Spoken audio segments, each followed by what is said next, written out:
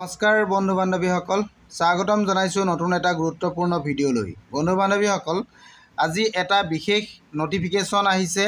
এই নটিফিকেশ্যনটো আহিছে Assam state school বোৰ্ডৰ পৰা।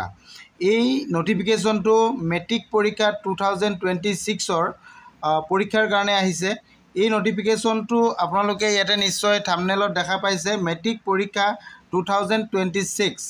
এই 2026ৰ মেট্ৰিক পৰীক্ষাৰ কাৰণে যিটো নটিফিকেশ্যন আহিছে, সেই নটিফিকেশ্যনটো হৈছে ইয়াৰ কাৰণে আপোনালোকে যিসকল ষ্টুডেণ্টে 2026ত মেট্ৰিক পৰীক্ষা দিব, অৰ্থাৎ HSLC পৰীক্ষাত অৱতীৰ্ণ হ'ব, তেওঁলোকে অনলাইন আবেদন কৰিব লাগিব।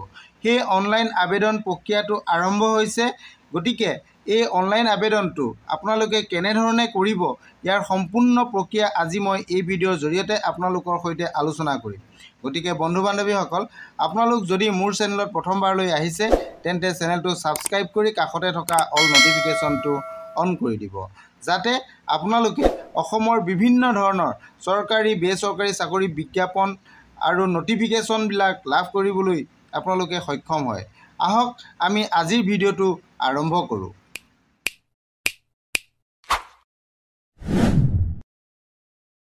বন্ধু বান্ধৱীসকল, আপোনালোকে নিশ্চয় নটিফিকেশ্যনটো দেখা পাইছে। এইটো নটিফিকেশ্যন হয় আসাম ষ্টেট স্কুল এডুকেশ্যন বোৰ্ডৰ পৰা। এই নটিফিকেশ্যনটো আহিছে 1 ছেপ্টেম্বৰ 2025ত। এই নটিফিকেশ্যনটো আহিছে HSLC এক্সামিনেশ্যন 2026ৰ কাৰণে। ইয়াত আপোনালোকে নিশ্চয় নটিফিকেশ্যনটোত দেখিব, ইয়াতে কোৱা হৈছে যে 2026ৰ HSLC এক্সামিনেশ্যনৰ কাৰণে অনলাইন এক্সামিনেশ্যন আৰম্ভ হৈছে। এই যিটো অফিচিয়েল ৱেবছাইট আছে, আপোনালোকে দেখিছে seva.registration.org। এই অফিচিয়েল ৱেবছাইটত আপোনালোকে অনলাইন এক্সামিনেশ্যনৰ কাৰণে এপ্লাই কৰিব লাগিব, অৰ্থাৎ ফৰ্ম ফিল আপ কৰিব লাগিব। এই ফৰ্ম ফিল আপ কৰিবৰ কাৰণে ইয়াতে কেইটামান নিৰ্দিষ্ট তাৰিখ দিয়া হৈছে। তাৰিখকেইটা আপোনালোকৰ চাওক। ইয়াতে নাম্বাৰ 1 আপোনালোকে যে অনলাইন ফৰ্ম ফিল আপ কেতিয়াৰ পৰা হ'ব? 1 ছেপ্টেম্বৰৰ পৰা 4 অক্টোবৰলৈকে ইয়াৰ ফৰ্ম ফিল আপ হ'ব।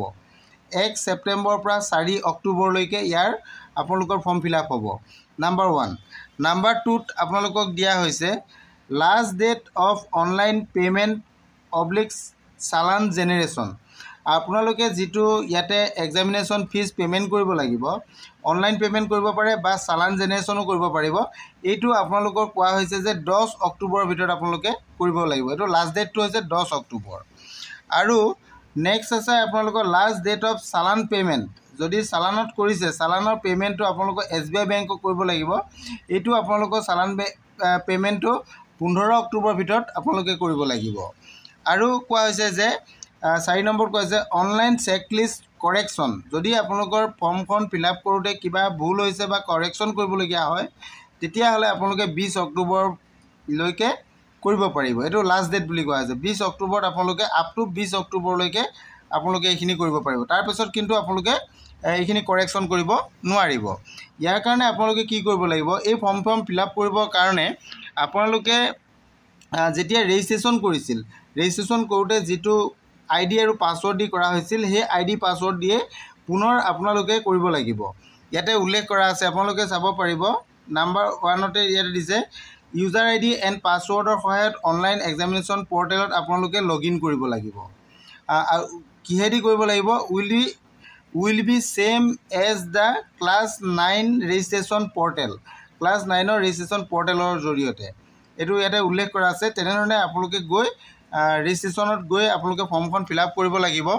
ইয়াতে গোটেই প্ৰচেছটো দিয়া আছে। অফিচিয়েল ৱেবছাইটটো দি দিছে। এইটো আপোনালোকে নিশ্চয় দেখিছে seva.registration.org। এই ৱেবছাইটৰ পৰা আপোনালোকে কামখিনি কৰিব লাগিব। মেইন ইম্পৰ্টেণ্ট কথাটো হৈছে আমাৰ ডেট কেইটা। এই যিকেইটা ডেট আপোনালোকে নিশ্চয় দেখা পাইছে, এই ডেট কেইটাই আমাৰ মেইন ইম্পৰ্টেণ্ট। গতিকে আপোনালোকে 4 অক্টোবৰৰ ভিতৰত এইখিনি কৰিব লাগিব, ফৰ্মখন ফিল আপ কৰিব লাগিব। গতিকে এই ইম্পৰ্টেণ্ট ডেটকেইটাই আমি মনত ৰাখিব লাগে, যাতে আমাৰ এই ডেটটো ফেইল হৈ নাযায়। যদি ডেটটো ফেইল হৈ যায়, তেনেহ'লে আপোনালোকে 2026ৰ পৰীক্ষাৰ পৰা আপোনালোক বঞ্চিত হ'ব পাৰে। গতিকে এইটো তাৰিখৰ ওপৰত লক্ষ্য ৰাখি আপোনালোকে সকলোখিনি কাম আগবাঢ়ি যাওক। এইটো নটিফিকেশ্যনটো অলৰেডি আহি গৈছে। নটিফিকেশ্যনটো যিহেতু 1 তাৰিখে আহিছে, এইটো আপোনালোকে নিশ্চয় দেখা পাইছে 1 ছেপ্টেম্বৰত আহিছে। আৰু 1 ছেপ্টেম্বৰৰ পৰাই আপোনালোকৰ অনলাইন আবেদনটো আৰম্ভ হৈছে। গতিকে আপোনালোকে এইখিনি কাম কৰক। আৰু ইয়াৰ যদি কিবা অসুবিধা হয়, আপোনালোকে অফিচিয়েল ৱেবছাইটত যাব, ইয়াত হেল্পলাইন নাম্বাৰ দিয়া আছে। আপোনালোকে হেল্পলাইন নাম্বাৰ সহায় ল'ব পাৰিব। ইয়াতে গোটেইখিনি কথা দিয়া আছে, অফিচিয়েল ৱেবছাইট আছে, হেল্পলাইন নাম্বাৰ আছে, কেনেকৈ আপোনালোকে হেল্প ল'ব পাৰিব এইখিনি কথা ইয়াতে উল্লেখ কৰি দিছে। এইখিনি সকলোখিনি আপোনালোকে ইয়াৰ পৰা জানি ল'ব পাৰিব। আজিলৈ ইমানেই, থেংক ইউ।